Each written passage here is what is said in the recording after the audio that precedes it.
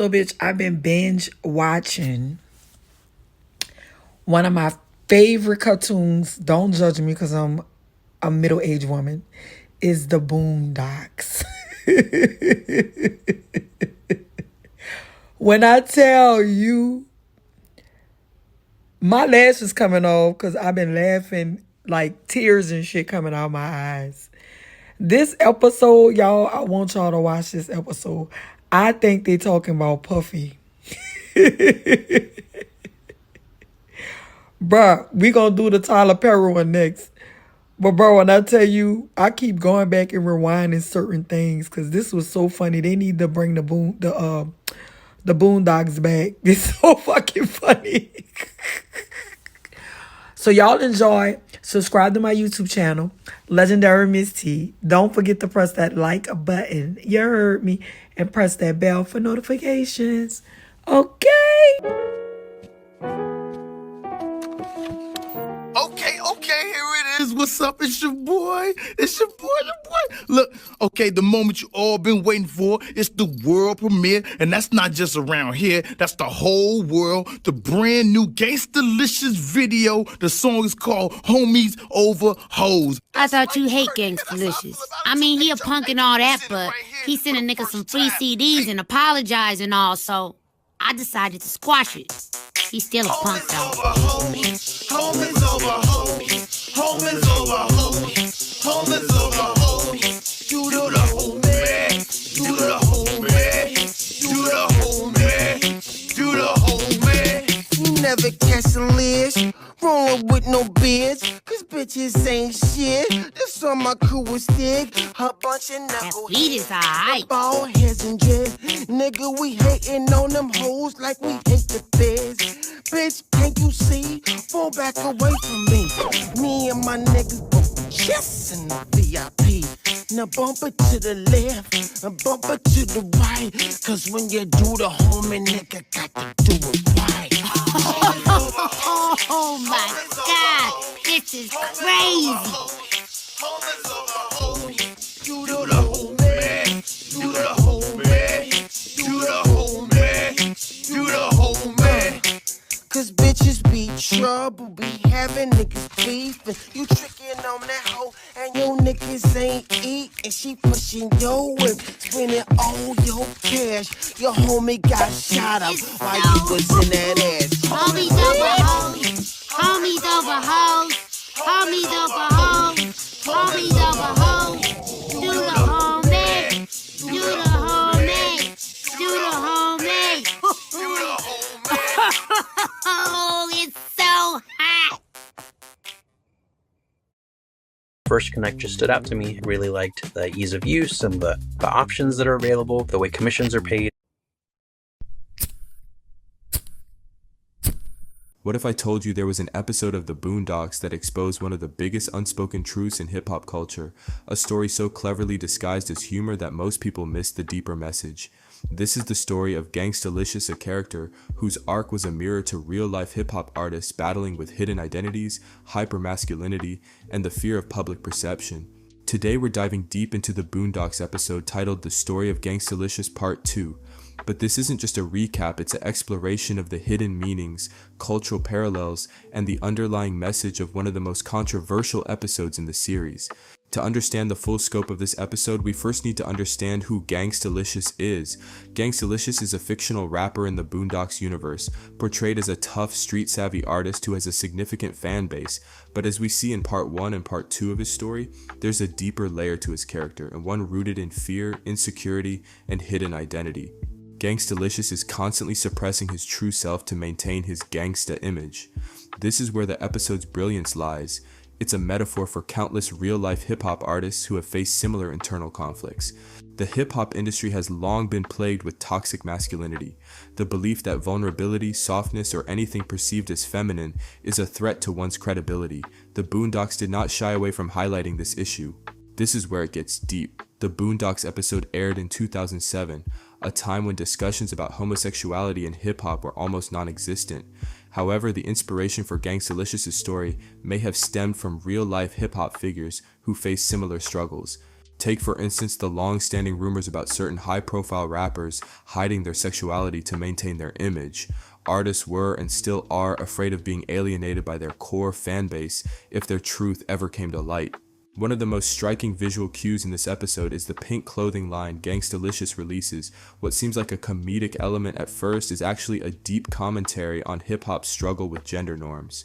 This moment symbolizes the clash between identity and perception. Gangstalicious wants to express himself freely, but also fears the backlash of breaking traditional norms. Aaron McGruder, the creator of the Boondocks, has always been a master of social commentary. This episode was not just about Gangstalicious, it was about how hip-hop, as a culture, suppresses vulnerability.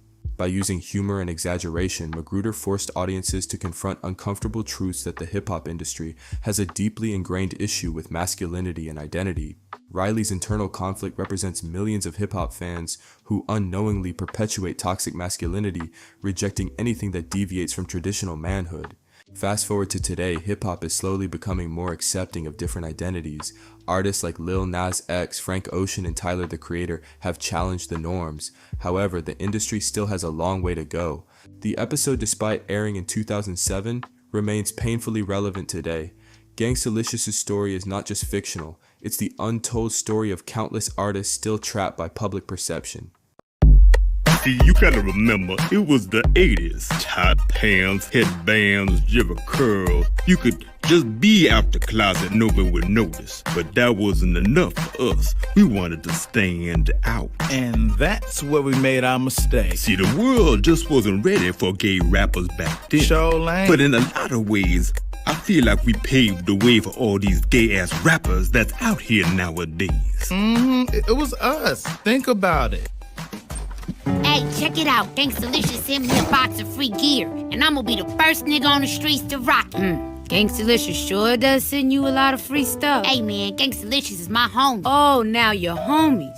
Yesterday you was a punk. Sometimes you just gotta put aside your differences and work through problems with your homie, so y'all can keep to being homies. You feel me, homie? That's very sensitive of you, Riley. And you're okay with his lifestyle. Well, I mean, I know he ain't no real gangster, but that's cool. Cause see, he's in entertainment. He ain't gotta be out in the streets like I do. He's telling our stories for us. So you're okay with him being gay? Gay? Who said he was gay? Nigga, is you crazy? Gangstalicious gay. You crazy. Come on, Riley, the song, the dance, do the homie. The homie dance ain't gay. I do the homie. That's not gay. You who thinks everything in the world is gay? Nigga, you gay. You gay. Y'all niggas are gay. Nigga, you gay. That's gay. Don't find any of this gay at all. Okay, so all that other stuff was gay, but Gangstalicious ain't gay.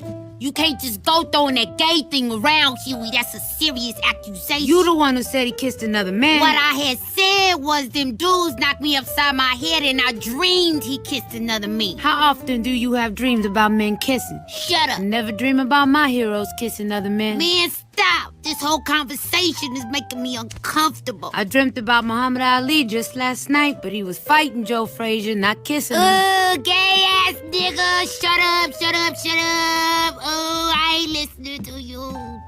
In a scene often quoted by fans, young Riley tearfully asks his brother Huey, "He's gay, isn't he?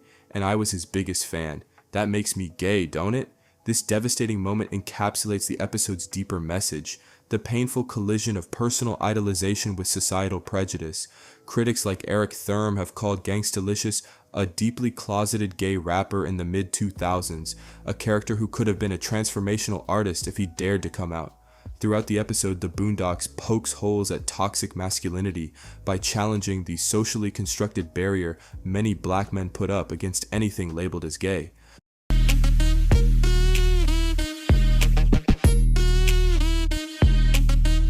The episode opens with a tongue-in-cheek disclaimer, a callback to part 1, stating in effect that no rapper in the history of rap music has ever kissed another man. This sets the stage for what follows. We flash back into the main story. Huey and Riley are watching MTV when the host introduces the world premiere of the brand new Gangstalicious video for a song called Homies Over Hoes. The music video is deliberately over the top, dripping with homoerotic tropes. It shows Gangstalicious and his crew in baggy pants and capes, thrusting their hips suggestively at scantily clad men on a church altar. Huey dryly observes the implied message, but Riley dismisses it. The homie dance ain't gay. I do the homie. Riley's line plays on a recurring joke that he calls everything he dislikes gay. No matter how obvious the symbolism, even gang members dancing in drag and women's clothing, Riley adamantly insists his hero cannot be gay. We then see a TV interview with Gangstalicious promoting a new clothing line. Riley receives a shipment of that line, a box of pastel tank tops, tutus, pearl necklaces, and purse accessories. The gang teases Riley by asking why a gangster rapper would send an 8-year-old this girly wardrobe. Riley's explanation is comical. He sent a nigga some free CDs and apologized and all, so I decided to squash it. He's still a punk though, he says. In other words, Riley rationalizes that Gangstalicious must like him for not outing him, so the strange gifts are actually a token of gratitude. Still, Riley vocally denies any hint of effeminacy in the clothes, insisting they are just fashion forward despite all of Riley's friends commenting they look like girl clothes. Granddad is not convinced. He begins to worry Riley is turning gay, especially as Riley starts walking and talking more like Gangstalicious. Seeing Riley's strange behavior, Granddad Robert and Uncle Ruckus go to comic lengths to intervene. They even hire a pimp named Slickback to straighten Riley out. Slickback scolds the idea of homies over hoes, telling Riley a pimp don't do shit for the homies. Sound like some gay shit to me. This exaggeration of black street code shows how even casual devotion to friends, as in I got you homie, is mocked as being gay. Despite these attempts, Riley stubbornly clings to his denial. In a darkly funny montage, we see Riley applying nail polish, wearing a skirt and pearls, all to prove he doesn't believe Gangstalicious is gay. As one analysis observes, Riley's outrageous behavior becomes a caricature of hip-hop audiences, satirizing the internalized homophobia of fans who refuse to accept the obvious. The turning point arrives when Jessica Wonder Cheeks Ethelberg, a former video dancer modeled on real-life author Corinne Superhead Steffens, publishes a tell-all book. The book names Gangstalicious directly as gay. Suddenly the cover is blown. Gangstalicious's production crew, the Lethal Interjection members, panic and quit the project. They literally pretend not to be home when he shows up. But the episode doesn't leave us there. In that quiet family moment, Granddad kneels beside Riley and simply says, "It's okay." Despite his own prejudices, he looks at his grandson with love, acknowledging pain and offering comfort in the same breath. It's not a sweeping call to societal revolution, it's a whisper. Love can still exist within the smallest unit of humanity. Now, Licious, you got the hit song that's killing them in the streets right now. No, don't take that literally, folks. Just killing them in the streets. Homies over hoes. And now, I'm telling you, the clothing line's jumping off. This thing is, what do you say, Gelman? Off the hook? Tell us about that. Well, Reed, we just had to bring, our own flavor to the fashion game. Fashion is a real big thing to me and my crew, personal grooming, hygiene, facial, shiatsu, seaweed wraps, that type of thing. And we not doing it for the females, We doing it just for us, that's real thing. Dun, dun, dun. All right, now, we got some models. Check it over here with some of your new gear. Now, the vest isn't actually bulletproof, correct? No, not really, but it's a hot style, and pink is definitely the in color for this season. And here we have the Gangstalicious super long tee. Oh, that's long, baby, but that's the style, right? Oh, why is the backside cut out? I knew you were gonna ask that, and I like your attention to detail, Kel. I tell you why. That way, you don't have to waste time lifting up your t-shirt. You can get to your toast real fast, you know what I'm saying? Get the drop on a nigga. Not that we want the kids to carry guns or nothing like that, because we always tell the kids that ain't the way. Matter of fact, I had a song called Kids, That Ain't the Way. But if you got to pull a burner out on a nigga, this t-shirt could give you the half a second or more that may save your life. Now this here is just amazing. Pearl necklaces. I didn't know men wore pearls. Oh, yes, definitely, Kelly. We just want cats out there in the street, to step their jewelry game up. It's all about Pearl necklaces. Wow, pearl necklaces. Well, I don't know if I could wear one, but fascinating. Yo, is that the new Gangstalicious gear? Where'd you get that? Fly right there, Lo. Hey, yo, look at those sandals right there, dog. Hey, yo, you said Gangstalicious? He sent them shits to you himself? Yeah, man, me and Gangstalicious been homies for a minute. Damn, that homies over hoes just shitted on our rags, the bitches, Hey, joint. yo, why didn't we think of that, man? Hey, we sound like a bunch of bitch niggas that need women in their lives or something, man. What I'm saying, I mean, we calling them bitches and hoes and shit. It ain't like we respecting them or nothing like that. Damn. Hey, we sound like straight faggots, dog. Still, man, the new single ain't moving. We ain't doing no shows. I got college loans and shit. Hey, bitch, what the fuck is you doing in here? Can't you see the homies is talking? This is homie talk happening. How you just gonna walk in on the homie talk, bitch? Man, y'all hoes is trouble. Nigga, you've been begging me to come over here for a month. You know what? Y'all hoes can get the fuck up out of here. What we do? Man, just beat it. It's homie time right now, okay? We don't really identify mental health as the energy that it deserves. And I think I can...